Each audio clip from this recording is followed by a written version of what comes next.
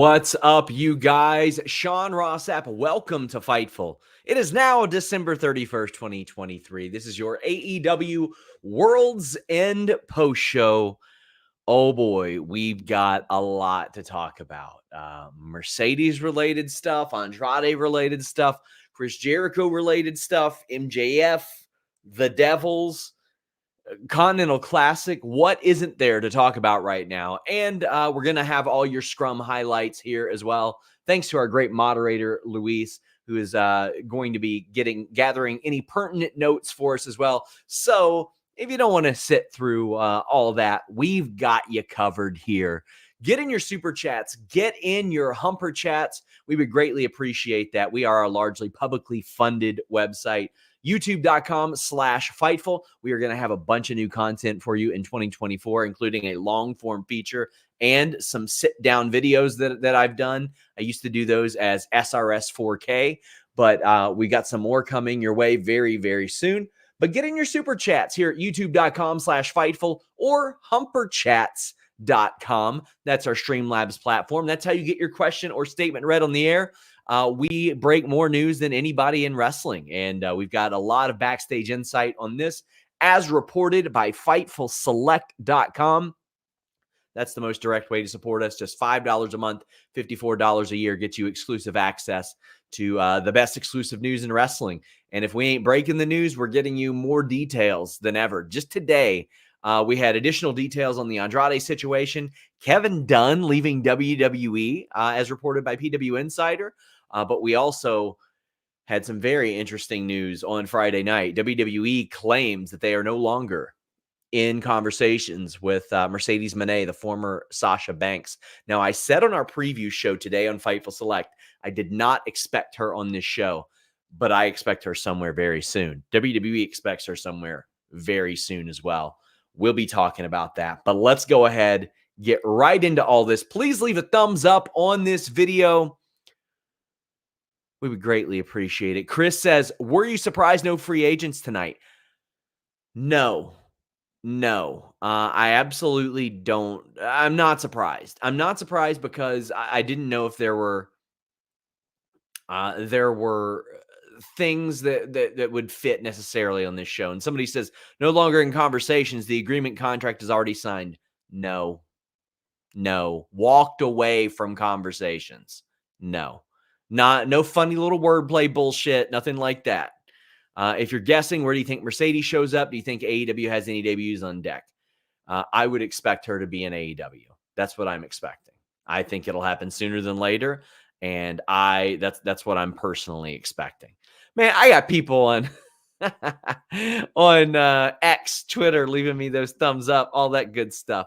Leave them on youtube.com/Fightful. But hey, if you're watching this on X, on Twitter, slap that retweet. Your favorite Bo friend says, who dropped the ball harder, AEW Creative or the Detroit Lions? I have only heard about the Detroit Lions getting that penalty on the 2-point conversion. Woof, bro. But I had CD Lamb in one of my leagues, so worked out pretty well. Will this be the most criticized AEW pay-per-view yet produced? No, it won't. Now, I think that the first 80% of it was lackluster, but still, I don't know that there will be a pay-per-view more criticized that AEW ever does than the exploding barbed wire death match. Like, I think you really got to look back and remember how scrutinized that really was. By the way, people are saying, Sean, you got any reports up on MJF? Yes, I just posted one on FightfulSelect.com. And yeah, it's interesting. I mean, everything about MJF is pretty interesting right now. But hey, we were on the money about the Devils too. Crispy says, got to be the worst AEW show ever tonight. Shame. No, I disagree with that completely. Might be the most underwhelming AEW pay-per-view in totality, but listen, I don't have an encyclopedia memory of that. BB says, any insight on production issues at tonight's show? The crowd sounded silent for most of the show. People in the crowd said it was lively. Yeah, everybody I talked to there said it was lively, but you rarely talk to somebody who's at a show who say that it wasn't lively. You know what I mean? Like, almost everybody claims that it was lively. Now, it got lively towards the end, though. We got Zach Schimmel saying, interesting show. Glad I tuned in. Will be interesting to see what happens in AEW in 2024. That it will be. And we kicked off. Willow Nightingale defeated Chris Statlander. Man, I think this was... this was an indication of the direction the show was going. There was, the unfortunate end to this match where the gut wrench power bomb didn't go well. They had to cover for it on commentary, and then they had to have Chris Statlander kick out of that, and then they redid it. Ah, man, I look at that and I'm like, well, that's unfortunate. It was fine. There wasn't anything about this that was bad necessarily, but it is one of those matches. I'm glad they had a third match, a third women's match on this show, but I want to see more build, and it does feel like the Continental Classic did certainly compromise a lot of the ability to build some of these matches. But Willow Nightingale gets the win here. She's perpetually over too. That is just something that I always say when I see her. She's always over. Serena Deeb is back. So FightfulSelect.com, you're going to see me pat myself on the back for this stuff quite a bit. In our Fightful Select Scoops thread, we posted that she had been working towards getting cleared for a while. There's a pretty extended process for that within AEW as of right now. But she's back. They've got new vignettes for her. She's in a straitjacket of some kind. Hope that's symbolic. But she's the professor that she talks about her dojo and how hard she's worked at her craft and how 10,000 hours makes it a master, or makes you a master at something. I'm just glad to see her back. I think it is something that they've been missing, is somebody like a Serena Deeb, a technical master, so to speak. Getting her and getting Thunder Rosa back would definitely be a big shot in the arm for AEW. And that's the women have been getting more opportunities lately. And Toni has said, well, they've all stepped up as well. These are two women, and Serena, when given the opportunity, has stepped up. And Thunder Rosa, when given the opportunity, has been over all the time. Darren Walker says, great news on Serena Deeb. Any news when Megan Bain may have her last Stardom date? When can we see her in AEW? I don't know. In fact, I don't know how long that deal runs with AEW, because the time is always ticking on that, from what I understand. But after a match last year, Toni was like, you should seek out some work outside of AEW as well, and encouraged her to hit up Stardom. Guys, I got all y'all asking about MJF. We're going in order. You can go over to Fightful Select, get the news right now. Just $5 a month. Supports our staff. We got Killswitch winning a 20-man battle royal. When you saw that he was in this, you kind of knew that he was going to win. There wasn't a lot to this battle royal. It was a battle royal. And listen, I am a sucker for a good battle royal. An absolute sucker for a good battle royal. But this was just there. It just happened. And what we're going to do is mainly talk about about the Killswitch battle royal win whenever that comes up in the Christian Cage Adam Copeland thing. Any news on Sami Callihan, says Austin Case. Yeah, the MLW deal is a handshake deal. And let me tell you, you'll want to shake my hand if you ever try NordVPN. There is no product that we have promoted more on Fightful that I use while I'm awake than nordvpn.com/Fightful. You guys have probably seen me anchored to my desk an awful lot for quite a while, and I've always got NordVPN on all my devices. That's because that's what nordvpn.com/Fightful allows. You get the fastest VPN in the world on all your devices, on all your operating systems. It is so beneficial to have that versatility. Here at home, I put it on my router just in case, and I put it on my phone, laptop, desktop, PC, and smart TV. That allows you to get all the benefits: the online threat protection, the ability to change your virtual location with just one click, the ability to use that NordPass password manager, the file encryption tool, all that good stuff on everything. Also, you can subscribe to all those overseas services I'm telling you all about, all with 24/7 tech support and a 30-day money-back guarantee on top of an already amazing deal. Protect yourself on all your devices with nordvpn.com/Fightful. Little inside baseball, I might get a little heat for this, but I used nordvpn.com/Fightful tonight. Changed my virtual location to the UK. Got on that Triller. Got the pay-per-view for $20. nordvpn.com/Fightful. Do you think Mercedes debuts before she's cleared, says John? I don't know if she has been cleared or not. She's been training, so I don't know if she's been cleared or not. I don't have that information. Manmeat says, fun show. I thought the reveal had emotions. I did too, and I'm very excited to talk about that. For Luis, if there are any super chats about the reveal, just apply them to that section.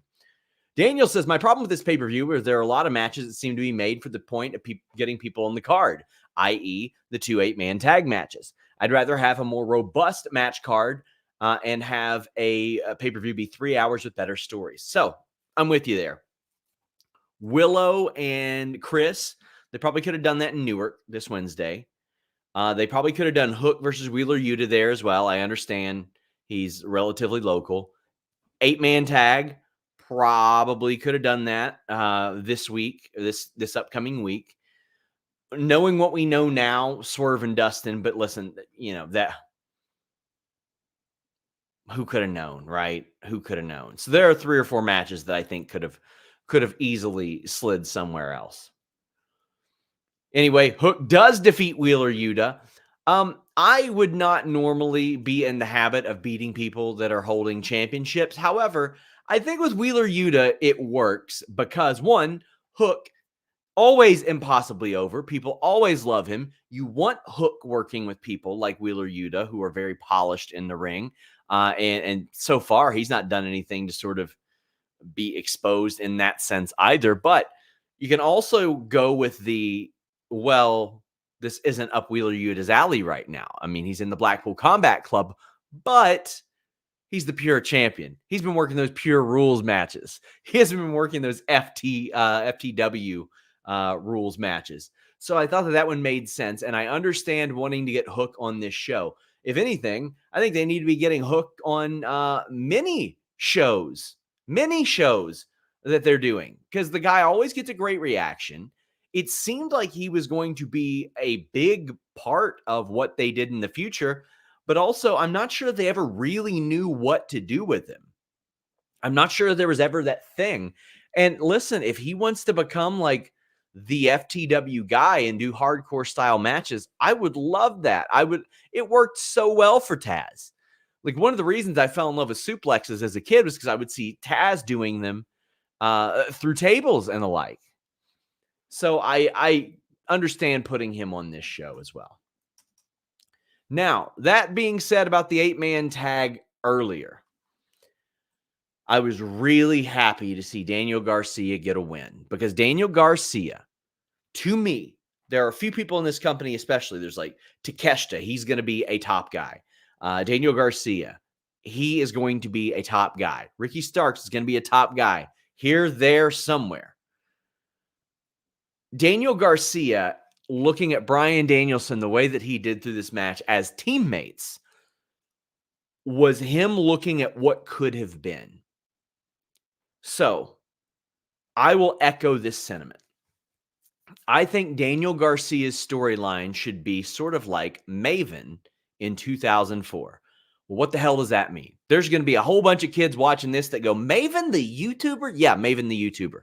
That talks about all the cool stuff he did in WWE when he was only there for a few years. Wonderful guy. But Maven, one tough enough, had been a prospect for a couple years, never really got going. Somehow he got involved in a Survivor Series match against Evolution where the winners each got to control Raw for a week.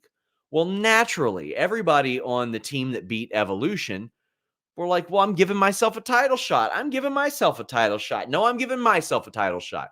So it happened week after week. It gets to Maven's week. And Maven is approached by Triple H and he's like, listen, buddy, you're not ready, but maybe one day you could be ready. And even if you are ready, Evolution's not going to let you win this match anyway. So just join Evolution. Give me the night off. I see something in you. Maven said, no, not going to do it. Not going to do it. He lost. And then what happened? He turned heel anyway. He thought that his morals were above that. He thought that his priorities were above Evolution. But then he turned heel anyway because he realized not only did he lose the world championship, he lost his chance to become something. Daniel Garcia is in a very similar position with Blackpool Combat Club because he had the opportunity to become Blackpool Combat Club last year. And he said no. He wanted to be the entertainer. But where did that get him? Nowhere. Didn't get him any accolades. Didn't improve his career. He danced, and that helped get him over. But at the heart of Daniel Garcia's character, we know he's not an entertainer, even though he is, even though he really, really is. He's a wrestler. And he looks at Bryan Danielson, and I'm sure that he sees Bryan Danielson. He's like, well, he certainly is a wrestler. He's also the guy that talks about apples being tree semen and bullies Ryback on Table for Three. Sometimes the best wrestlers are the best entertainers. And it's almost like Daniel Garcia's character is seeing that, and he's in that Maven situation where he's like, I screwed up. I screwed up. And now he's proving something to Bryan Danielson. I was so happy he got this win. And I love the Mark Briscoe element of this as well. Because Mark Briscoe, he was sort of bridging that gap between Danielson and Claudio, who really didn't want much to do with Daniel Garcia and Garcia himself. Because he was like patting Garcia on the back, like, good job, man. Good job, man. Also, rad to see Mark Briscoe get a win on pay-per-view as well. But they need to know what they got with Daniel Garcia. And I'm not talking about following up in a month or two or anything else. I'm talking about doing something with Daniel Garcia now. Go right into it. Go right into it. Man. Again, guys, for anybody asking what's going on with the scrum, don't know. I'm not there. We will have notes as it occurs.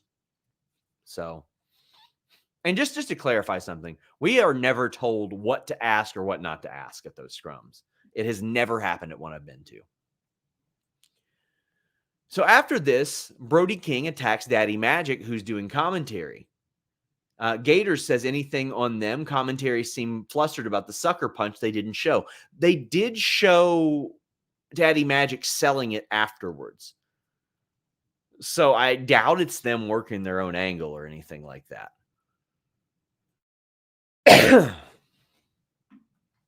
Okay, man. Nicholas says, biased because I watched the pay-per-view at the movies for the first time, which made me love it. If Sasha is AEW bound, when do you think? Any news on that? AJ teased for the Rumble. Buddy, I hope AJ Lee is coming back. There are so many women in WWE that I have spoken to that want to work with her. So many. As far as Sasha being AEW bound, listen, if WWE expects her to appear somewhere else, to me, that makes it sound to me like the deal fell out and she said, well, I'm going elsewhere. And that's a hunch, not a report. I think imminently. And also, I would love to watch a pay-per-view at the movies. We have a theater nearby that does that. But what really made me want to try that was when I was at AEW Double or Nothing in Jacksonville. And the majority of us were watching that show on the big screens, the Anarchy in the Arena, Stadium Stampede. It was a whole lot of fun. Guys, please leave a thumbs up on this video. We'd greatly appreciate it. Ryan says, how shocked were you when the Kevin Dunn news came down? To me, it was time for him to go. I've been wanting I was wanting a new direction. Hopefully, it's more a sports-based production like Triple H did with NXT. So, Blue Chew isn't a sponsor tonight, but anytime anybody says new direction, I do a nude erection segue. I wouldn't say that I was like shocked because like he had to go at some point, right? I thought he was on borrowed time the last year and a half. Thought for sure on borrowed time the last year and a half. But according to Mike Johnson, a PW insider, it's a vision that sort of can't be cohesive with the direction in which WWE is going. Now, an interesting aspect that Fightful Select posted, best $5 in the business, Mike Mansouri, who is now with AEW, was always supposed to be the guy that filled in for him. He gone. Looks like it'll be a multi-pronged attack, so to speak, in filling that role. They've had other people training for it, but I mean, he's been responsible for some particularly bad idea. I don't want to say bad ideas, but some things where you go, what? He didn't like that? What? But also, I've heard a lot of people that have said a lot of good things about him. Now, I have collected quotes about him for quite some time. I should probably just release that. There was a period where I was working on a long-form feature about him and just quotes in general about him. So maybe I'll work on putting that together now. Oh, boy. Miro defeated Andrade El Idolo. Woo! So, there were a whole lot of people yesterday on the World Wide Web that thought they understood, first off, how my job works, how I get information, or why I get information. Yesterday, a giant snowball started to go downhill. So, I think by now, if you're a subscriber of Fightful Select, you know that I get access to some internal WWE live events reports. Don't ask how, ain't ever telling you. Sometimes it's got producer info, match info, some upcoming notes that need to be implemented. And one of those was a note internally that they were working on, or at the 1 yard line of getting a former WWE champion to appear on WWE Raw Day 1. I asked around. I did not get the name, but somebody said, yeah, we are working on that, actually. How did you find out? Well, zipping my mouth there, ran the report. After I ran the report, I had posted, guys, listen, I don't know.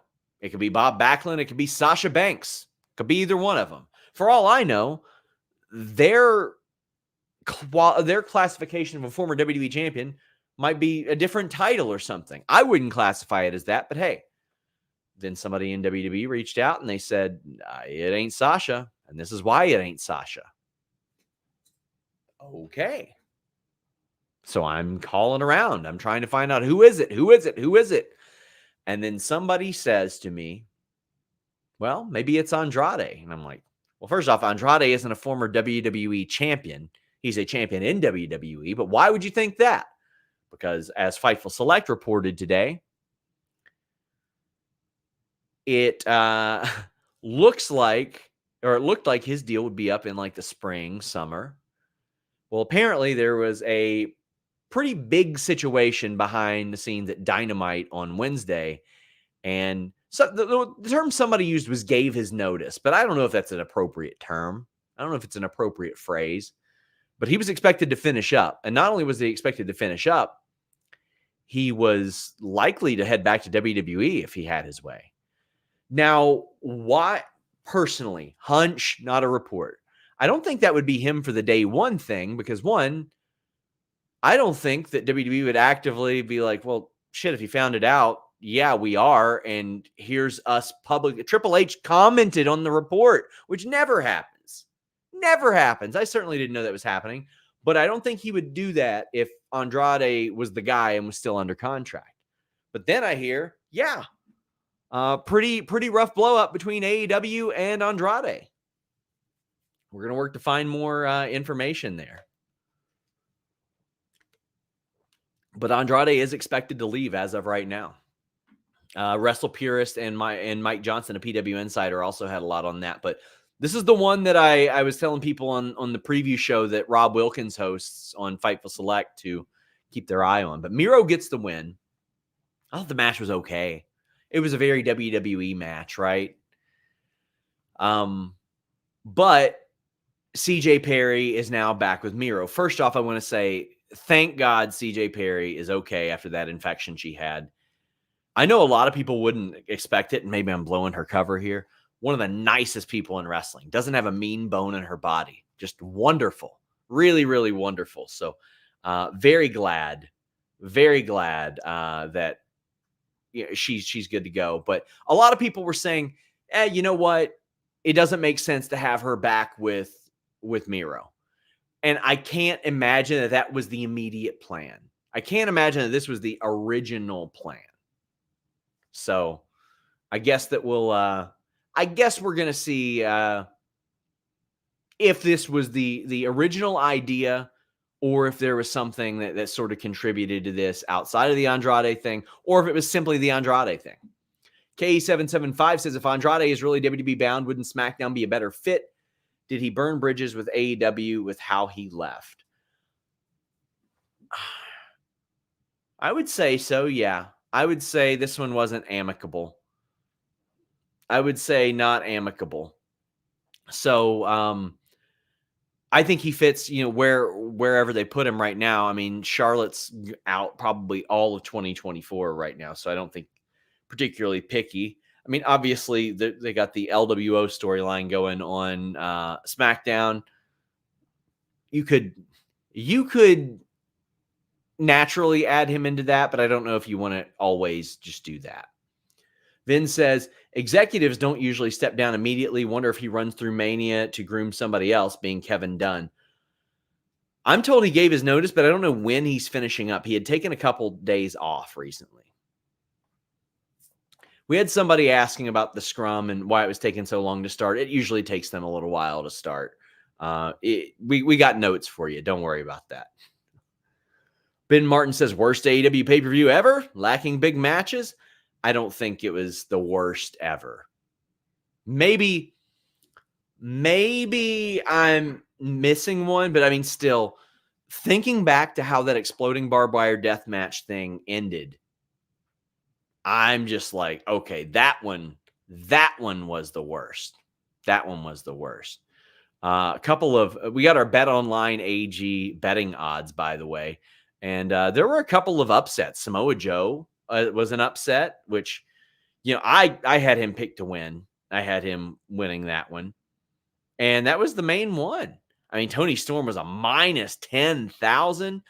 So here's an interesting one. Adam Copeland was the favorite, but I wonder how they would do that. I mean, these are largely for entertainment purposes, but the way that turned out.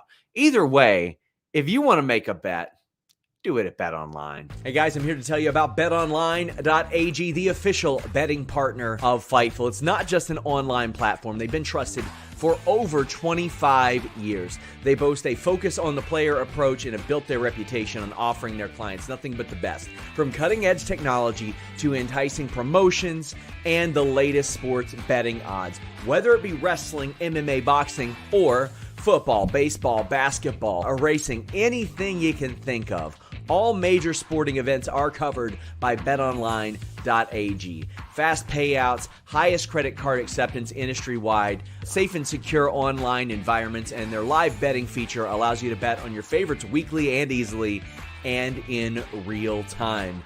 BetOnline.AG. That's where we're going at Fightful. That's where we suggest you go as well. That's where we get all of our odds at. BetOnline.AG. Only bet what you can, and please bet responsibly. Sean Garner says, any clue on the big signing for TNA they're teasing? I'm working on it. People in TNA don't even know. Dante says, didn't he pick a fight with Sammy trying to get fired a while ago? I'm going to see what more I can get on the record about the Sammy thing. But from what I understood, he went out and hit Sammy right after he said he wasn't going to. Andy says, does Cody have an agreement on a new contract? If so, why the delay in signing? When does his existing one expire? I actually don't know when his existing one expires, but I think this one's going to be really long term. It was reiterated to me again today. The original contract that was sent to him, the offer, was in October. It was not signed in October.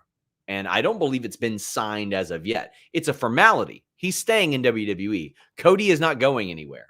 But he did not sign in October. Mike says, off topic, what's up with Bobby Lashley's contract? He's been back for 6 years by now. Can you give any insight? Surely he has to be up soon. Well, I mean, he came back in 2018. It would not shock me if he had signed an extension at some point through there. We don't always learn of the contracts. I would love to. I would love to have info on every contract, but unfortunately we don't. Sean Garner says, could the former WWE champion be a woman? Yeah, to me, I would think so. I think it'd be possible. Why not? Speaking of women, Toni Storm defeated Riho. Riho always somehow a ratings draw. Listen, I see a lot of people that are like, oh man, Riho isn't convincing. I don't know, man. I guess I just don't have the same concern on that stuff, man. Like, I think that she's a good worker, and I have watched, smaller talent wrestle bigger talent than this. Like, we're talking about like what, a 30, 35, 40 pound difference here. Like, I see that all the time in wrestling. And I understand that Riho is smaller, but I mean, I just think the work's good. I think her work is pretty good. So I look at that and I'm like, nothing that terrible. That being said, this was a stretch of a few matches that just weren't it for me. When I say the Andrade Miro match was like, a WWE match, I mean like the kind of matches that they were having years ago when they weren't allowed to do shit. This one didn't click for me either. So this was back-to-back matches where I was just like, man, not it for me. Not it for me. And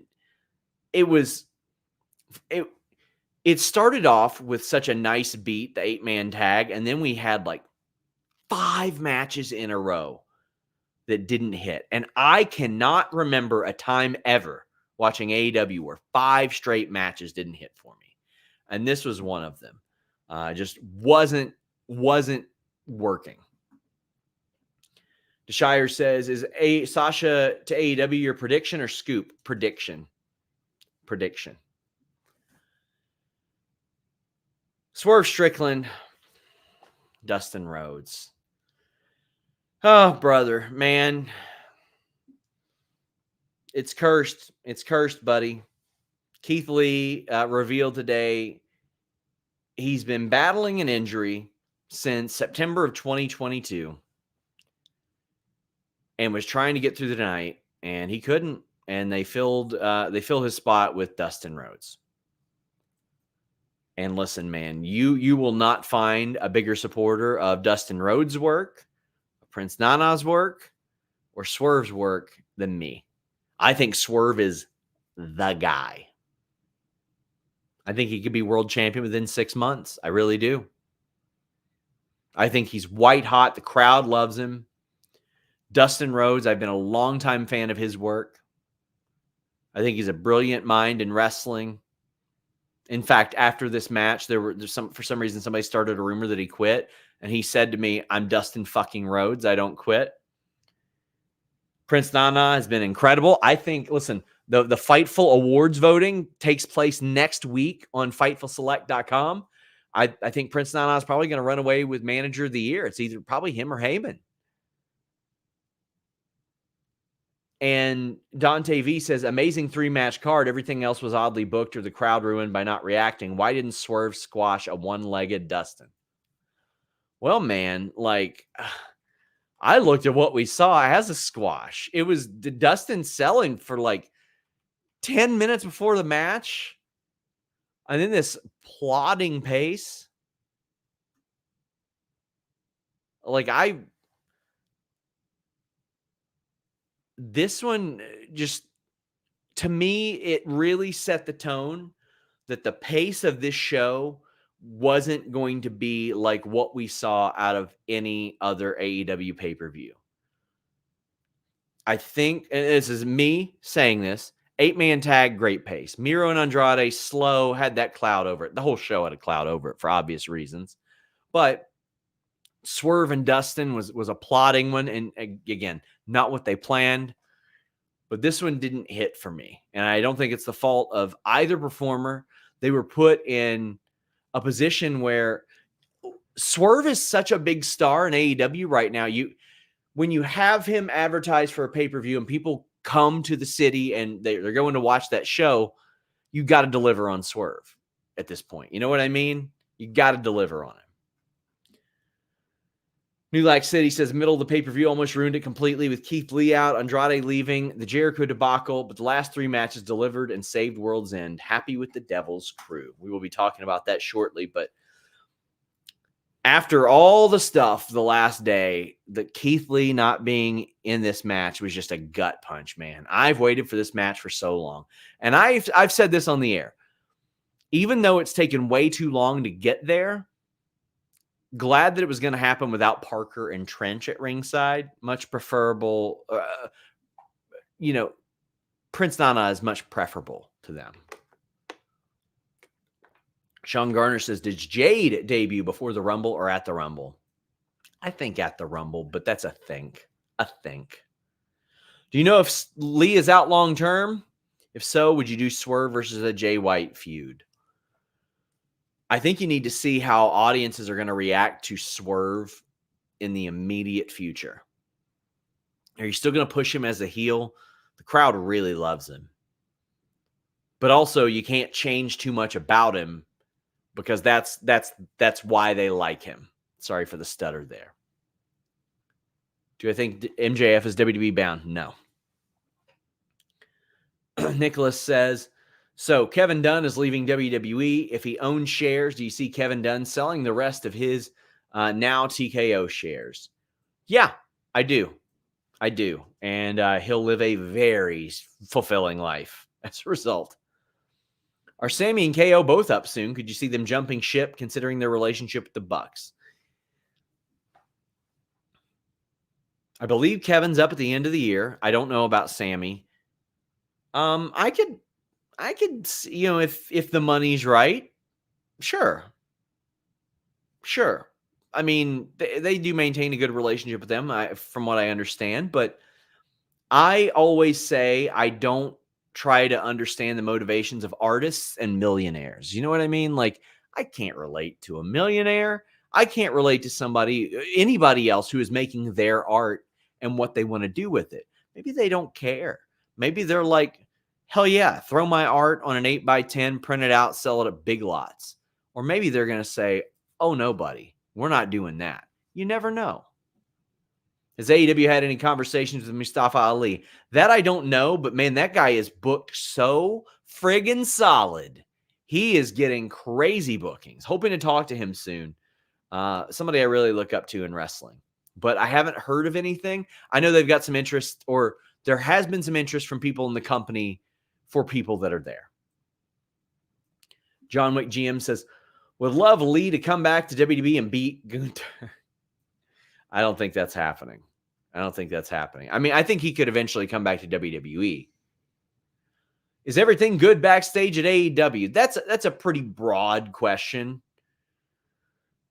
And it's hard to say. I mean, nobody's always going to be happy. You know what I mean? Oh, how about this one? Look at this. The BetOnline.AG deal working out. Kadeem says, Sean, last week you convinced me Joe was going to win the title, so I dropped $50 on him at 2.87 odds. Thanks for helping me pay for New Year's Eve. Listen, that's what we're doing. Listen, BetOnline wants to get in bed with us. It might cost them. Or those insiders, man. They're looking at us right now and they're going like, damn it, Sean. Damn it, Sean, you've done it again. Oh, man. Okay. BB says, expect any AEW statement on Jericho after tonight. N. Simmons says, what was the Jericho debacle again? Okay, now, for many reasons, I have to be very structured in how I say this stuff for many reasons, but also because I want to be mindful of the people who are potential victims, their privacy, their feelings, and their considerations. And if you summarize this, aggregate this, whatever, you're ridiculous. Like, there ain't no reason to take anything here out of context. So, for those that didn't know what was going on, there were NDA chants at Chris Jericho. There were NDA signs as well behind him. And there was I'm a Lucha saying, my section started the NDA chant. Boos were super loud. Jericho's going to catch some major heat. Eddie was right about him too. Eddie deserves his flowers. So does Joe. Cole as the devil is going to slap. Samantha Poole says, this is my second AEW event. It was good. Yes, there were some missteps, but overall good. The TNT ending was my favorite, or wasn't my favorite. I don't know if you heard it on TV, but they were chanting NDA during the 8-man tag match on my side. Thank you, Samantha, for that super chat. And Bucky Beaver says, how do you think Toni deals with Chris Jericho? The crowd definitely made the most of their time when he was in the ring tonight. There were some singing of Judas tonight that got boos through it. There were some boos. There were some NDA chants. So for those of you who are completely unaware, here's what's going on. Around Christmas, Stephen P. New, who is an attorney for Ace Steel, and I think probably consulted with CM Punk some as well, said that everybody involved with Brawl Out signed an NDA and was unable to talk about it. Now, there was plenty of back and forth going on there, and I don't have to get through the details of that. But Chris Jericho said, I didn't sign one. And Chris Jericho, I don't know how much of it he saw. We had reported that he yelled at CM Punk at some point. And I don't know, again, I don't know how much he actually saw. Never had a conversation with him about it. Nick Hausman of House of Wrestling commented and said, what about the NDAs you make other people sign? So, I mean, that kicked off plenty of rumors as well. And on his show this past week, Nick Hausman made a pretty distinct comparison of Chris Jericho to someone who is an abuser. Now, I want to make this clear. As of right now, at least as it has been relayed to me, there are no actual allegations or claims. What there was a thread of some other people speaking, sometimes in some vague language and sometimes in some pretty distinct language about Chris Jericho, and one bringing up a rumor regarding Kylie Rae from 2019. Kylie Rae sent a heart on it with no additional follow-up or anything like that. So to make this clear, at least publicly, there has been no allegation from Kylie Rae or anything of that sort. Now, when Kylie Rae left AEW, we didn't even know she had left yet. I made probably a half a dozen inquiries to AEW, PR, officials, tons of people. What's going on? What's going on? Reached out to Kylie, didn't hear anything back. I think it is very, very important to remember that at that time, especially on Twitter, there were such vast rumors.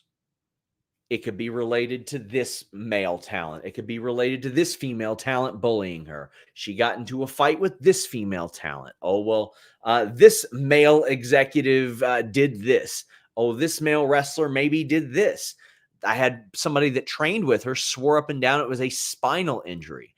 I had somebody that was that claimed to be close to her with a blue check mark next to their name, claiming something far worse personally. Then there's a whole lot of personal health stuff that was thrown at me as it pertained to her that, I could never report and would never report.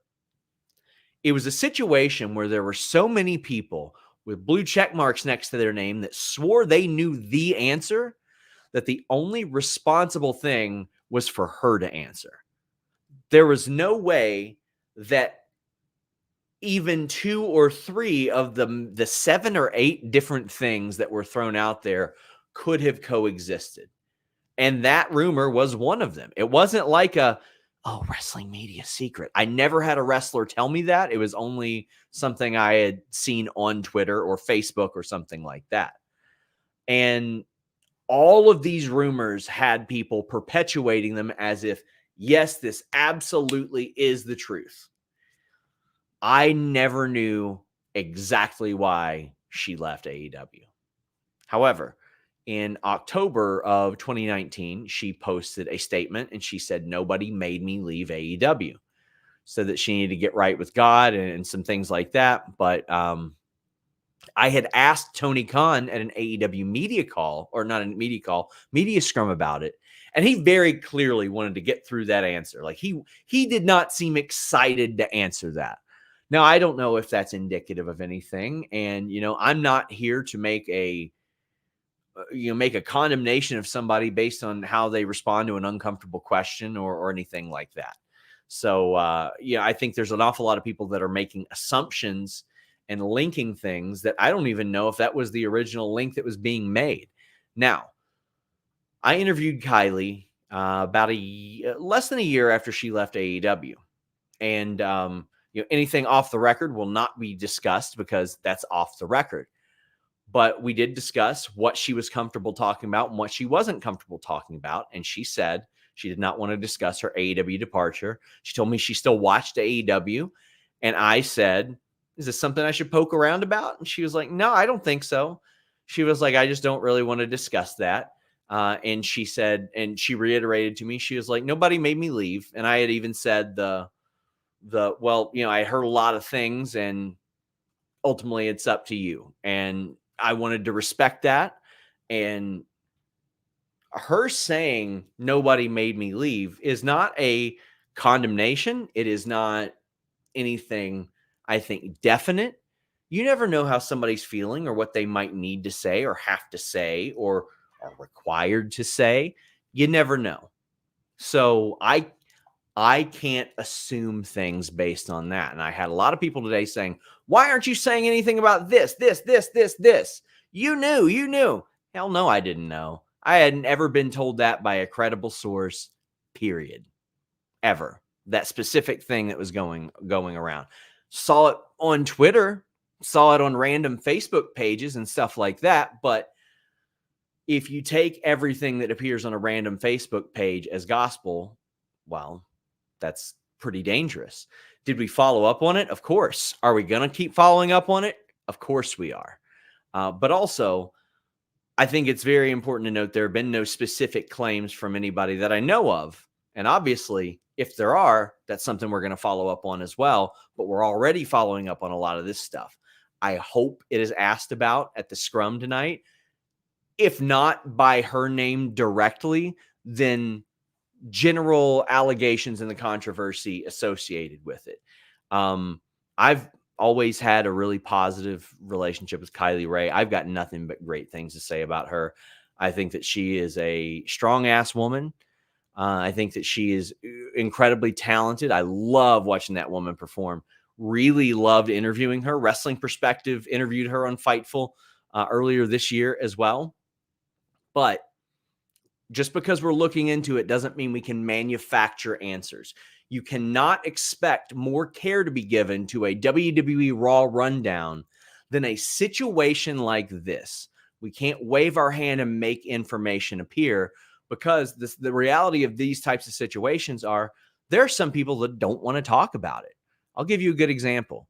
EC3 did tell me about the Velveteen Dream stuff, about Velveteen Dream filming him or trying to. And he said, I would really like it if you did not tell anybody about this until I go public about it, because it's very uncomfortable. He had made WWE aware, so it wasn't something that was like the company needed to know.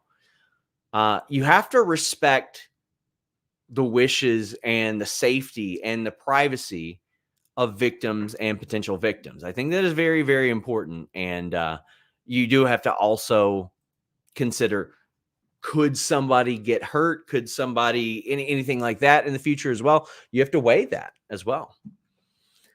But yeah, that's what I know and what I'm able to talk about. And again, obviously, it is something we will look into and we will continue to look into, but we cannot manufacture answers.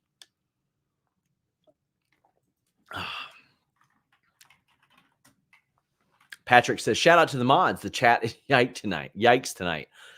This match was yikes tonight. This match was not good. Not good at all.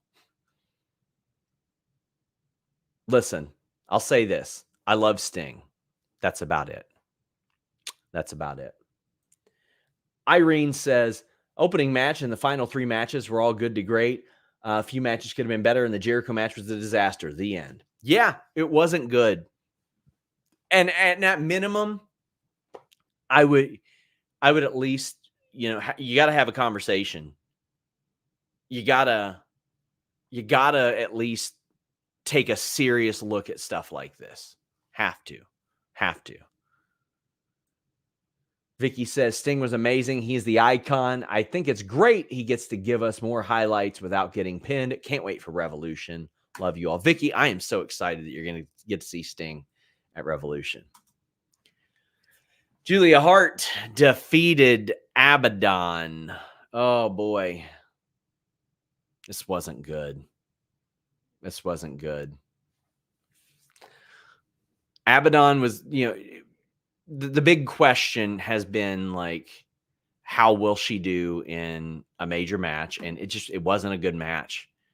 I think that her presentation is really great. She's worked very hard, you can tell. But this match didn't hit for me. The moonsault didn't go great at the end. Julia is very, very over. And I think it's good that they worked this in there, and they had to see if the Abadon feud would work, and it didn't work. I mean, with this match, Abadon uses they, them. Again, apologies. But the situation, the match didn't click. The crowd with the "This is Spooky" chants was phenomenal. Really, really good. But the match itself, I feel like you need a ring general in there for a title match on pay-per-view. And that maybe that was lacking. But these are Julia and Abadon. I expect to see them around for years and years to come. Like, this isn't going to dissuade them. Irene says, the Swerve Dustin match ruled as a squash with Dustin needing help out. I think they were afraid of not having a super over Swerve barely on the show. Irene, I agree with you there.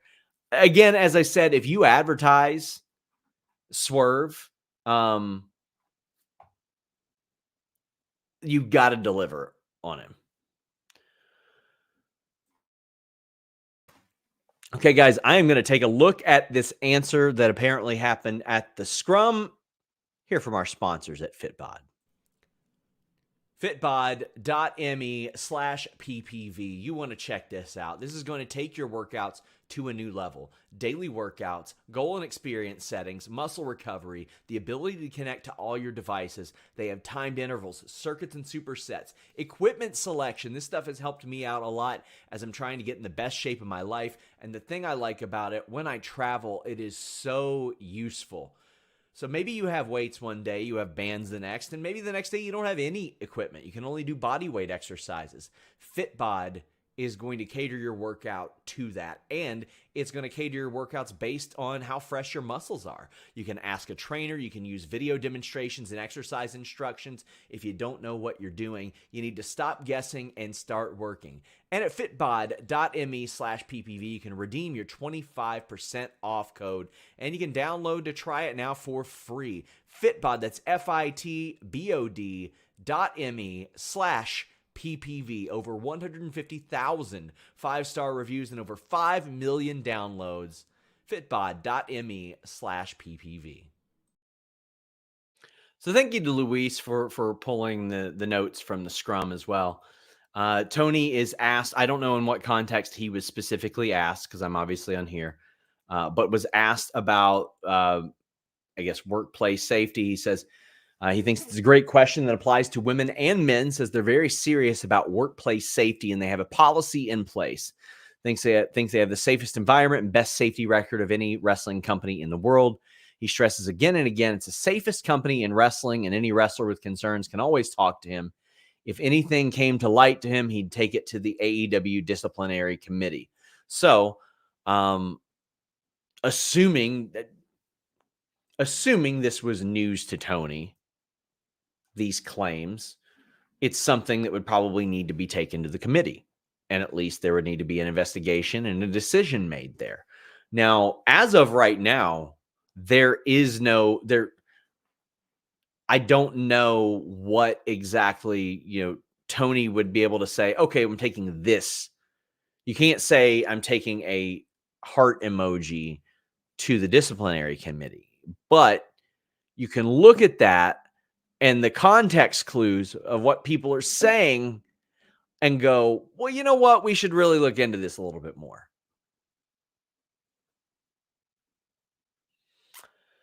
Tony Khan also announced a partnership of AEW and WB Games. I don't have any context of that, though. Samoa Joe said the Triple B is going away. How about we give you some news on Fightful Select about that this week? How about that one? Joe thinks there was a misconception that his career was almost done then. He was taking time to heal his concussion. It was a conscious decision on his part. Yeah, and Samoa Joe, we thought he might be done a few years ago. Thought he might be done. We have a bunch of super chats, humper chats, from a whole lot of people, not even necessarily related to this show. Sean's asking, where do you think Deonna ends up? I think probably AEW, unless something categorical has changed. And I mean, man, getting back Serena, getting back Thunder Rosa, if they get Mercedes and they get Deonna, ooh, boy, that is quite the shot in the arm for that women's division. So AEW has a Money in the Bank now, or is it more of the X Division title? It was more of a Money in the Bank for the TNT title. It was pretty much just the Money in the Bank. That's what it was. So let's talk about it, because this is where the show got good. Adam Copeland defeated Christian Cage to win the TNT title. Holy crap. In Simmons says the match was fun. Powerbomb was hilarious because Edge was rushing the spot. But listen, a combined age of like 100 picked up the pace on this show.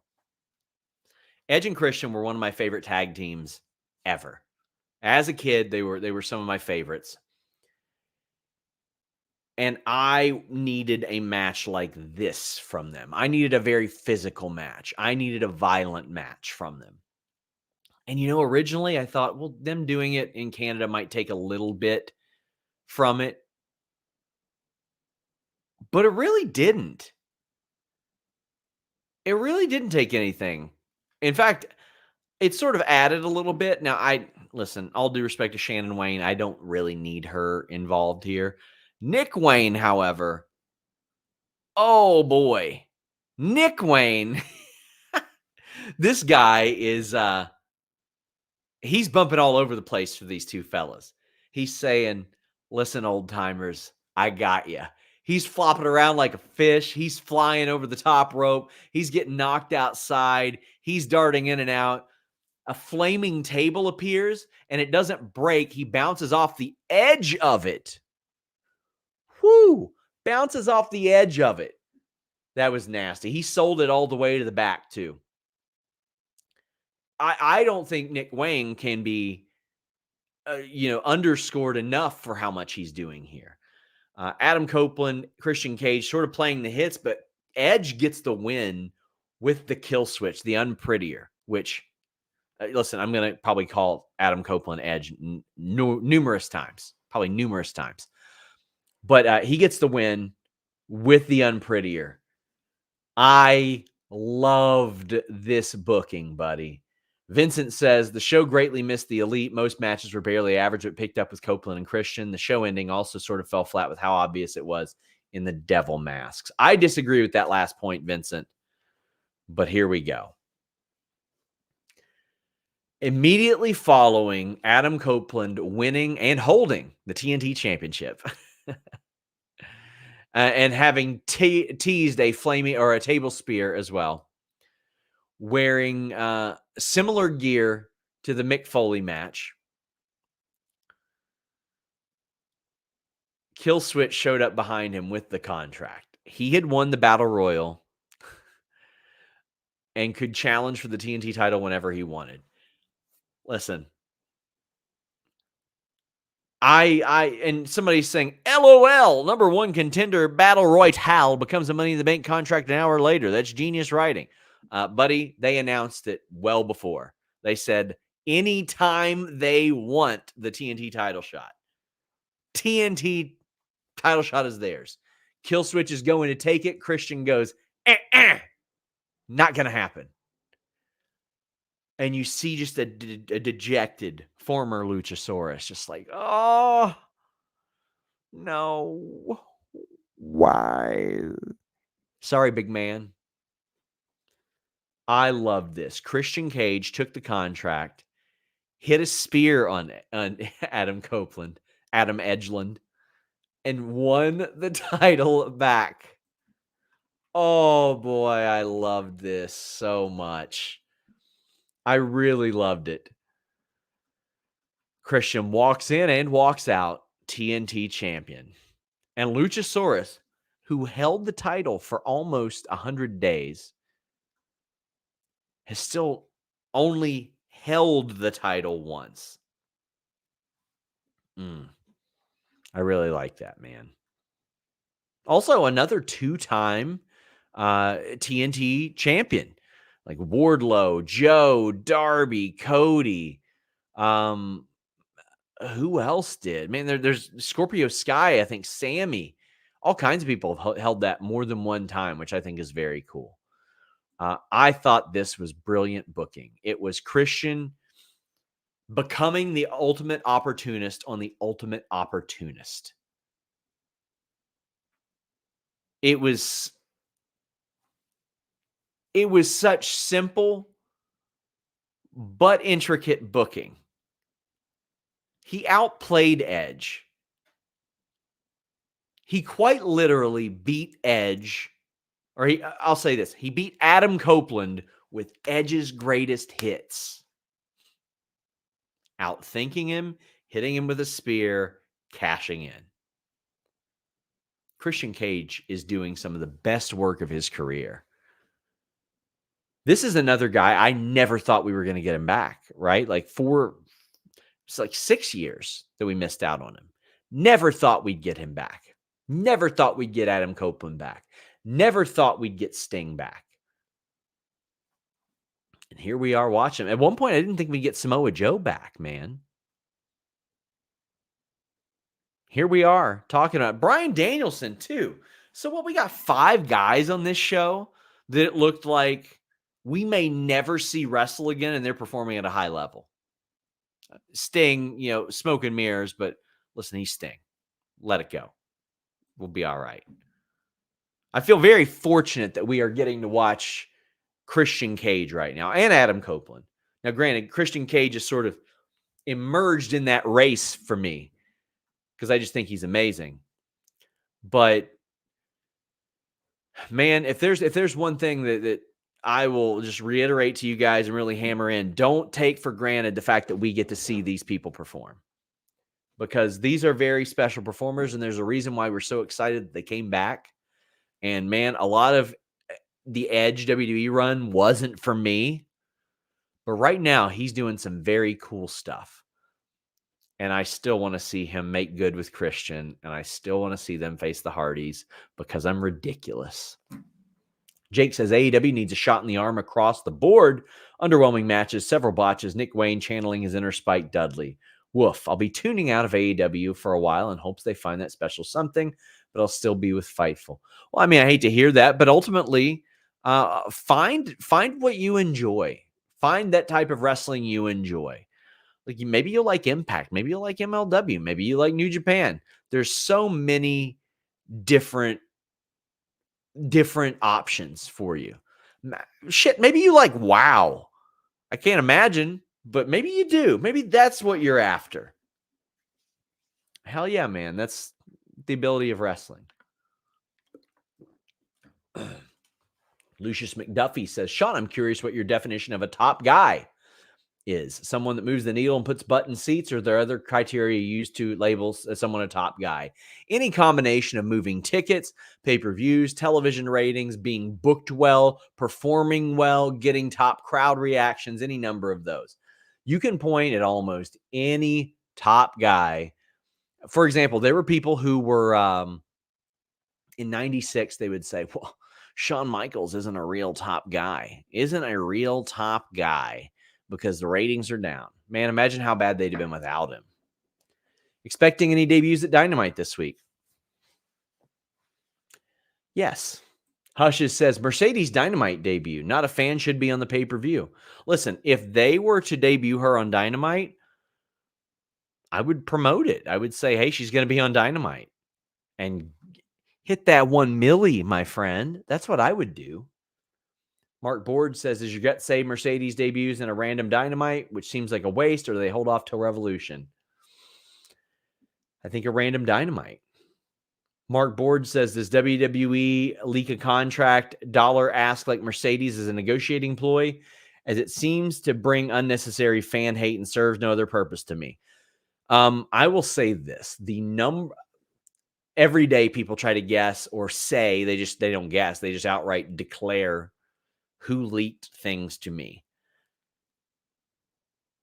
Less than 5% of the time it's accurate. WWE did not leak me that information. That was not the situation. And I don't think anybody's ask should generate any negative interaction, because I just think that people should know their worth. Irene says, even though it's all objectively speculation right now, AEW needs to keep Jericho off TV and do an investigation.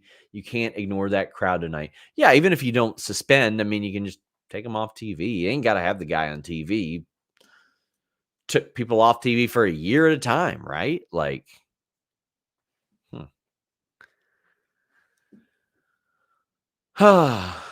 let's see here.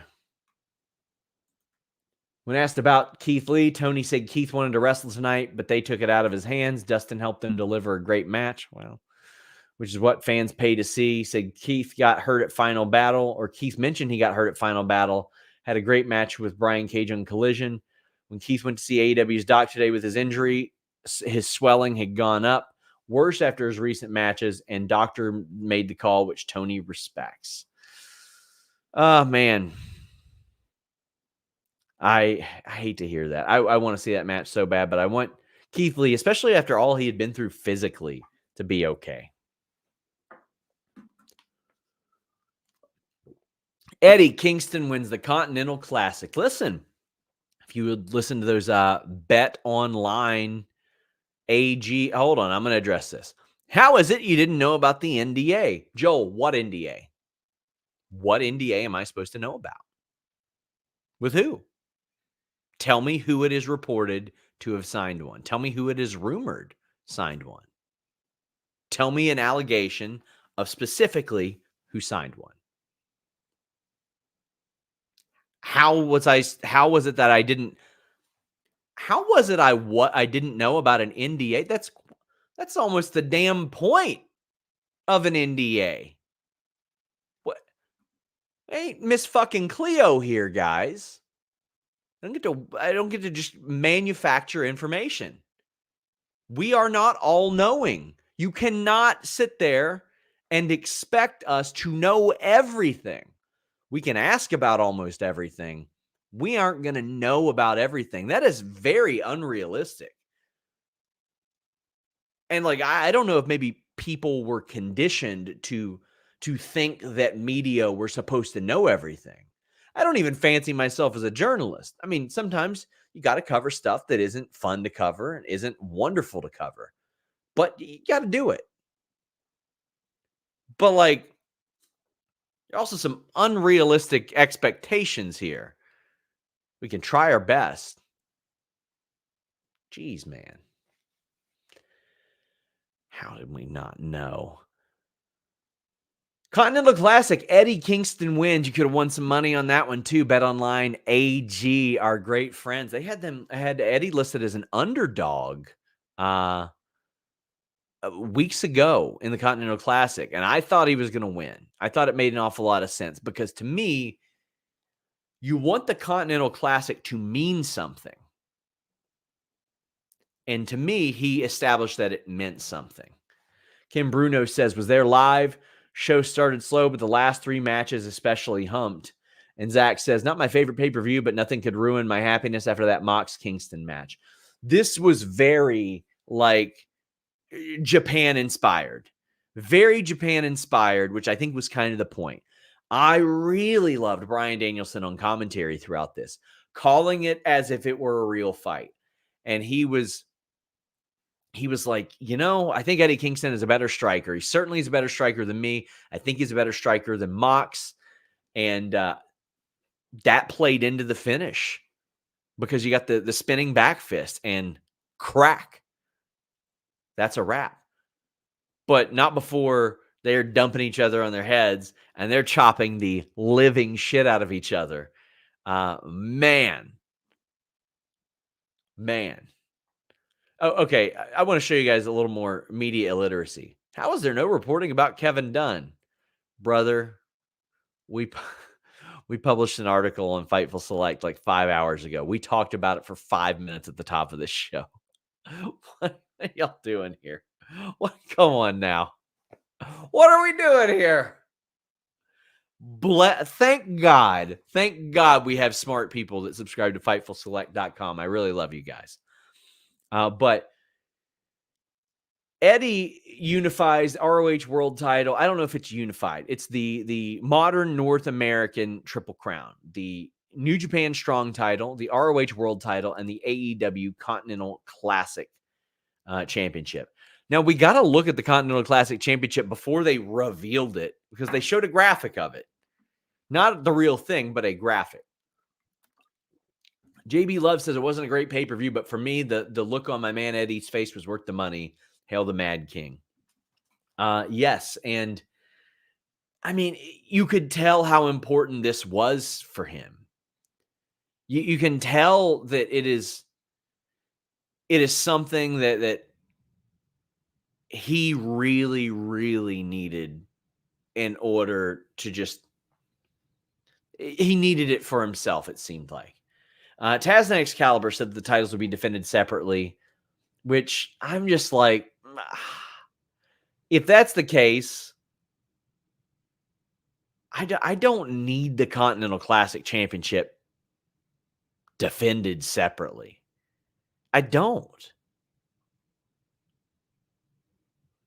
I see it as a trophy.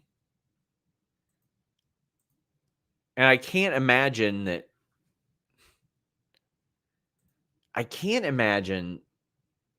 that would, man. There's so many goddamn titles, brother. And New Japan's doing a whole ass another one, right? Global. Hiroshi Tanahashi, please save us. I don't need all these championship belts.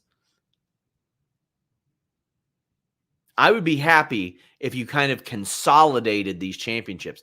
Shit, I wish New Japan and AEW would consolidate the trios titles and the ROH six-man. Make that a modern Triple Crown as well. Because, listen, there ain't that many trios that are getting booked right now.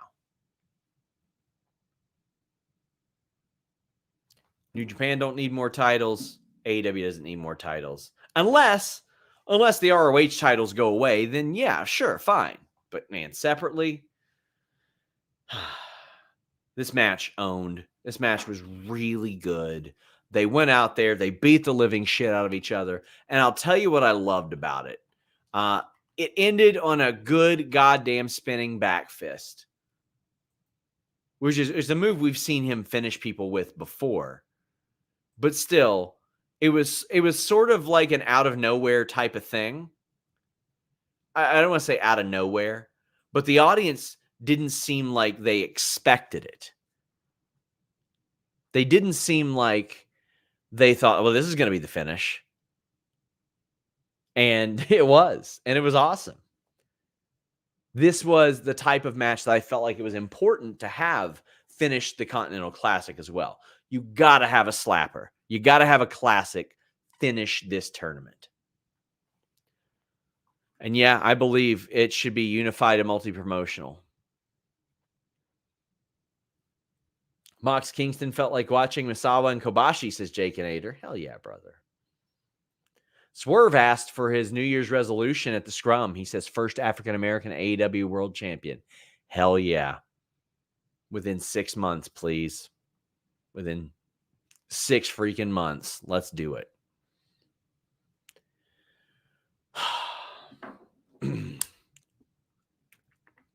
We have a news story up on FightfulSelect.com with some more details, but people in the company think MJF has taken some time off. Josh Mansfield, I will find that for you. Actually, I'll ask. There we go. Do you think the Continental Classic title is to be a backup for the TNT TBS title if WBD drops AEW for Raw? No, I don't think they will drop AEW for Raw, but I think that they would just change the names of those titles. Yeah. I think that they would just make it like Intercontinental or something like that. So MJF, defeated by Samoa Joe. Adam Cole joins MJF to a big pop. And this is a more slow match, but I loved it. And let me tell you guys, MJF is really hurting. MJF is in rough shape, man. His shoulders messed up, his hips messed up. It's a bummer. I would expect that he's going to probably going to be gone for a little bit, if I were to guess, and based on what people think in the company. And he left it out there tonight. He left it out there.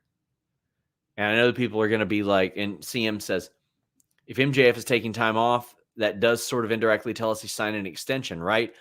I mean, I don't think that, I don't think he'll be around. I think he'll probably play it up, right? Like, I think he'll probably play it up. Well, where am I? But after reading that Players Tribune article, like, do you think he's going anywhere? I don't.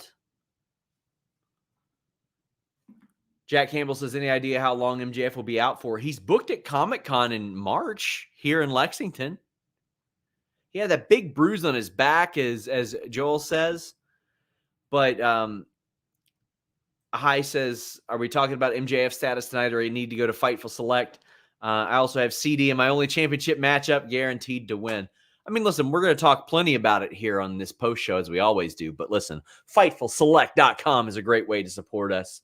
We really do appreciate when you guys do that. I know there's a lot of places where you can get our news for free, but you know what? You're never going to get it with the same context, accuracy, detail, and you can ask questions on ours as well. If you're not sold on Fightful Select, we got 40 podcasts over there as well. We got a wonderful community, and next week we got the Fightful Awards voting. But there were two particular spots that I looked at in this. There was the MJF 5. Whew. Nasty on with an injured shoulder. And then there was the goddamnedest muscle buster I have ever seen.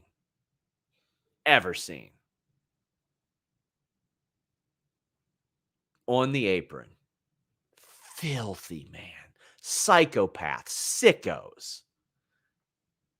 Just messed up in the head. A muscle buster on the apron. Vincent says, weird to think about how AEW's new world champion is even in their own video game. I'm sure he will be. Joseph Molina says, best $54 yearly. Yeah, you can save money by subscribing annually. And BB says, been a Patreon member for about a year and have never once regretted it. People usually stick around. Makes me very happy because I can tell you this, after WrestleMania, that's primarily where I'm going to be doing a lot of my interacting. Orlando says, have you seen Tony Khan during the media scrum? Woof. I heard that he answered the question in Tony Storm's oversized sunglasses and furry hat, which I think is just a terrible idea. A terrible idea that almost undermines the seriousness of it. And it shouldn't be. Maybe he was absent-minded about it, but not good. JP says, listening to Joe on the scrum sounds like he's the new leader of the room. His professionalism and approach on how the business should be handled and focused on the fan experience. Kate got the first question. Hell yeah, Kate. Kate there on behalf of Fightful. Let me tell you, when I tell you that woman saved my sanity in 2023, she's incredible. Only good things for Kate.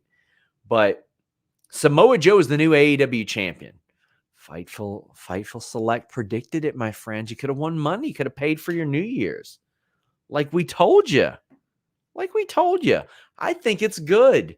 Now, I think, wow, somebody said Sean Adam Hopkins came and took the glasses and hat off of him. It was that bad. Jesus.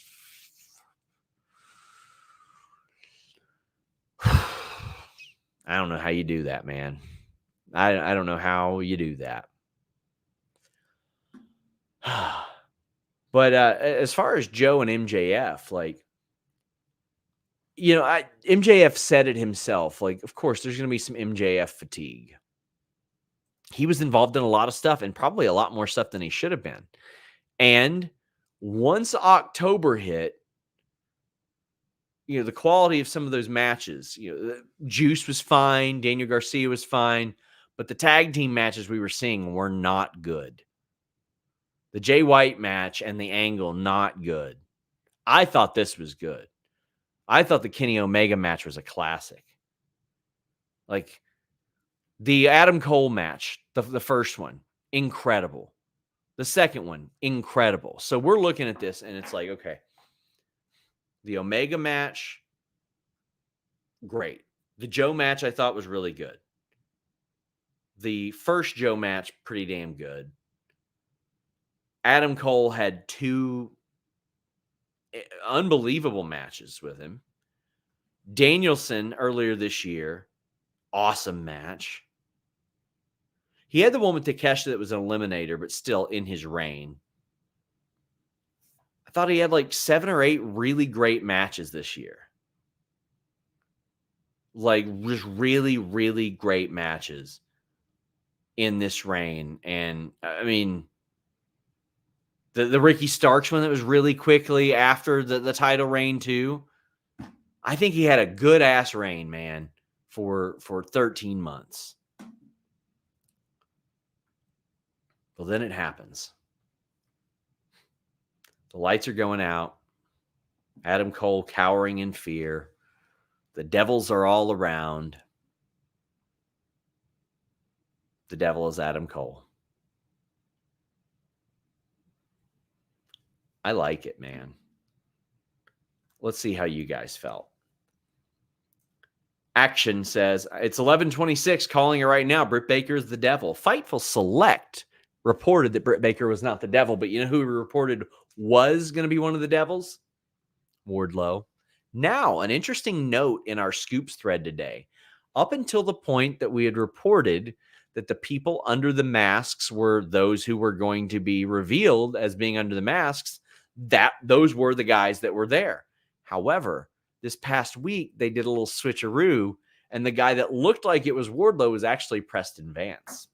Not supposed to be a devil, by the way. Mike the Jeweler says, Cole is the devil. What a surprise. Wardlow posting on his Instagram story he's in London, not in the group, was a big giveaway. World and Year's End. Happy New Year's, Fightful, and the extended fam. Do you think Cranky Man Phil would ever come back to AEW? I think eventually time heals all wounds. And maybe way, way, way down the line, he says, you know what? I have some unfinished territory or unfinished business there. And maybe the Bucks and Kenny are like, you know what? This one's going to hang over our career if we don't do it. And maybe they make it happen. We've seen crazier stuff happen.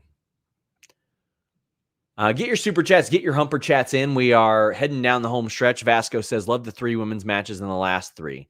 I definitely like the last 3. Definitely like the last 3. Cole is not cleared to the best of my knowledge, guys.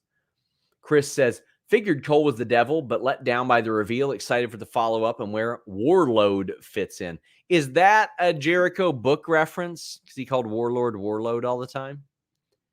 Van Twinblade says, okay, kids, calling a twist and then that twist happening doesn't make the twist bad. It makes me media literate. Cole twist is fine. I thought the reaction to Cole was really, really good. And Caden, I'm with you. I was hoping Kyle O'Reilly would be one of the Devil's henchmen. Anything's possible. But Reese Power says as soon as Cole was out, you knew he was screwed. The reveal with him sitting on the chair was perfect. So that's what I liked. Him sitting on the chair very, very menacingly. Very menacingly. Wag says, I wish Kyle was healthy. How fun would it have been to have the new version of Undisputed versus this version of Bullet Club for heel group supremacy? Jay White versus Adam Cole as the leaders. I want to see Bullet Club Gold get more power, so to speak, more added to them. The chair reveal, phenomenal. I would like to see O'Reilly added whenever they can. Crew Kid says, when Cole was revealed as the devil, I sighed from the unfortunate inevitability and said, I am sad. And I liked it. Like, I get it. There's always going to be people disappointed with that type of thing. There's always going to be people that are like, you know what? That one isn't for me. Black Phoenix Brand says, great show. My anxiety was on 10 to wait to see how the devil reveal would go down, and it didn't disappoint. From the ending resembling the ending of the streak to the closing moments, job well done, AEW. I'm about to go back and watch the reaction again just to kind of see how it plays. Because, you know, a lot of shit went down over the last few days, guys. So I want to see how that is. And I'm happy for Taven and Bennett to be put in this major angle. Taven and Bennett are officially the ROH Tag Team Champions. Wardlow is involved. Wardlow is involved, and he's been threatening Max for quite a while. We know that we know where Adam Cole's going whenever he's back, obviously. Thoughts on Garcia and Bryan going forward? I want them to feud in a one-on-one feud. That's what I want. I gotta have that. Gotta have that. It needs to happen. It's a maker for Garcia. Crew Kid says no, but like in a good way. Oh, okay. Oh, you were okay. I get it now. You were sad. Like, were you sad that the friendship ended? Okay. Nicholas says, won't lie. Warlord is a pretty dope nickname. There was a wrestler named Warlord. That's what I assumed that it was. It was the reference to for his name. Any chance Maria and Britt join Undisputed Kingdom? I hope. I think that would be dope. I think that'd be really good. I think it'd be different. I think it would be fresh. Bullet Club should add a gold standard. I friggin' love that idea, Jordan Scott. Please add Shelton Benjamin. Please. Bako5 says, TK wearing that gives me secondhand embarrassment. And Joel Wood says, Tony Khan saying AEW is the safest place in wrestling when he says he feared for his life just 4 months ago comes across as tone deaf to me. So first off, yeah, he should not have worn that when answering that question. But also, he can feel that way because Punk is gone now. Yeah. So, yeah, you know. We've got Van Twinblade saying Warhorse is Glory Pro champion. Okay. Tony Khan has confirmed that Andrade's contract is now up at the end of the year. So let me just tweet that. Bink. There you go. So I would expect Andrade to be out of there. JP says, not sure I missed it, but what was the thing with Starks not engaging with Jericho and Hobbs jumping in? Looks like he was taking a stand, or was that a work? I'm sure it was a work. Like, I'm sure he's doing his job. What are the chances MJF goes to DPW? You know, honestly, if he were to make indie appearances, that's one of them you have to make, right? You got to hit up Deadlock Pro. Daniel Garcia talks about his contract being up at the end of next year. We're going to have some more details on that on Fightful Select, too. We'll ask Luis to go through and make sure that he's gotten any missed super chats, humper chats, and the like. Van Twinblade says, we read that one. We already read that one. Guys, I want to thank you all so much. It has been a long day. Every time one of these pay-per-views happen, some crazy shit goes down. And it's always just an insane day. I want to thank those of you that are practicing media literacy and, quite frankly, that are good people and understand that we can't just jump into the fire on sensitive subjects like that. They need to be handled with care and respect. It's a lot different than reporting run-of-the-mill wrestling news. You know what I mean? We are back Monday for WWE Raw Day 1.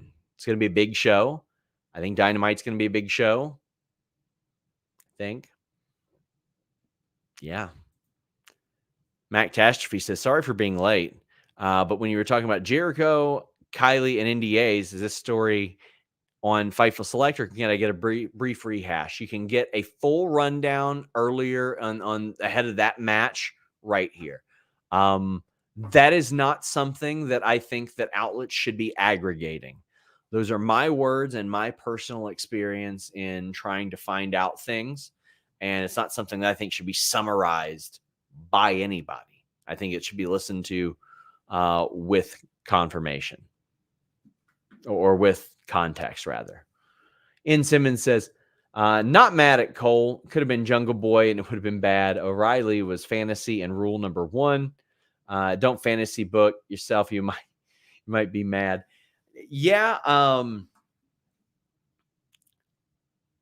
We had reported on Fightful Select that it wasn't going to be Jack Perry too. Even though there were some hints. Since she wasn't there tonight, any ideas on destination for Mercedes? Yeah, AEW. It's where I think she's going. Vincent says, would it not be a legal issue if WWE contracted or contacted Andrade while under contract to AEW? Depends on the nature of the contract. Might be able to. Likely wouldn't be able to, or likely would cause issues if they did. But it happens. It happens with everybody. It's just how it is. There's not a lot that's going to be. What are they going to do? Say, oh, no, you really screwed us over by bringing him in 2 days before his contract was up, or talking to him 2 days before his contract was up and he was going to leave. Guys, thank you all so much. Again, this week is going to be insane. Monday, Raw Day 1. Wednesday, Dynamite. We also have The Hump on Wednesday. I'll have my Q&A on Fightful Select as well. Friday, I'm going to swing by the SmackDown post show for the New Year's Revolution episode. We're going to have a bunch of scoops. We'll have rundowns ahead of the show on FightfulSelect.com. We'll have producer, backstage info, all that. And it's contract season, baby. How about this? I got a Ted Turner article going up on Fightful Select New Year's Eve. Had to give you all something different. I want to thank our moderator, Luis. I want to thank everybody who, just was nice over the Christmas season, right? Just nice. I appreciate you. Thank you for helping us do what we do. We're out.